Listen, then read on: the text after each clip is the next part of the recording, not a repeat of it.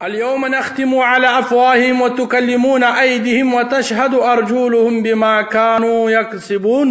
ہم آج کے دن ان کے منہ پر مہر لگا دیں گے اور ان کے ہاتھ ہم سے باتیں کریں گے اور ان کے پاؤں گواہی دیں گے ان کاموں کی جو کرتے تھے۔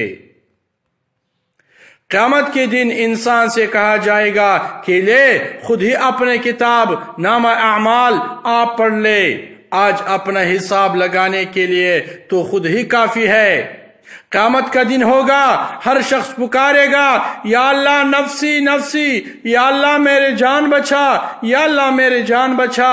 اچانک ایک آواز آئے گی یا اللہ امتی امتی، یا اللہ امتی امتی، یا اللہ میرے امت، یا اللہ میرے امت، اور وہ ہستی جناب حضرت محمد مصطفیٰ صلی اللہ علیہ وسلم ہوں گے۔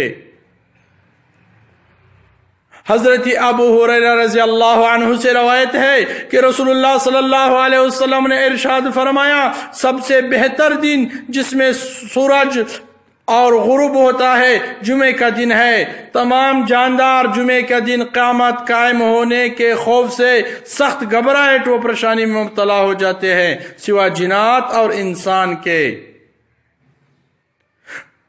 رسول اللہ صلی اللہ علیہ وسلم نے ارشاد فرمایا، جو شخص اچھی طرح وضو کرتا ہے پھر جمعے کے نماز کے لیے آتا ہے، خود دھیان سے خطبہ سنتا ہے اور خطبہ کے دوران خاموش رہتا ہے، تو اس جمعے سے گزشتہ جمعے تک اور مزید 3 دن کے گناہ معاف کر دی جاتے ہیں۔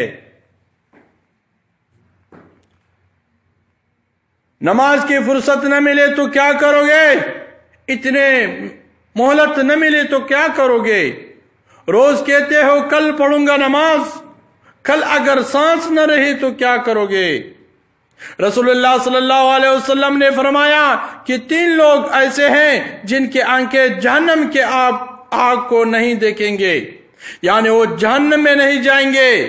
پہلے وہ آنکھ جو اللہ کے راستے میں چوکیداری کرتے ہیں، دوسرا وہ آنکھ جو اللہ کے ڈر و خوف سے رو پڑی، اور تیسرا وہ آنکھ جو اللہ کے حرام کردہ چیزوں سے رک گئی۔ پہلے 3 انسان جن سے قیامت کے دن جہنم کی آگ بھڑکائی جائے گی۔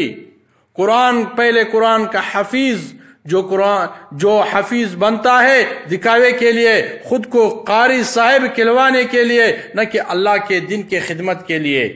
دوسرا شہید، جو اس لیے میدان جنگ میں لڑے کہ لوگ اس کو بہادر کہیں اور اس کے واہ واہ ہو، نہ کہ اللہ کے راہ میں شہادت کی تمنا۔ تیسرا مالدار، جو دکھاوے اور جھوٹی عزت کمانے کے لیے بہت صدقے خیرات اور صلہ رحمی کرتا ہو۔ یہ مفہوم فرمان رسول اللہ صلی اللہ علیہ وسلم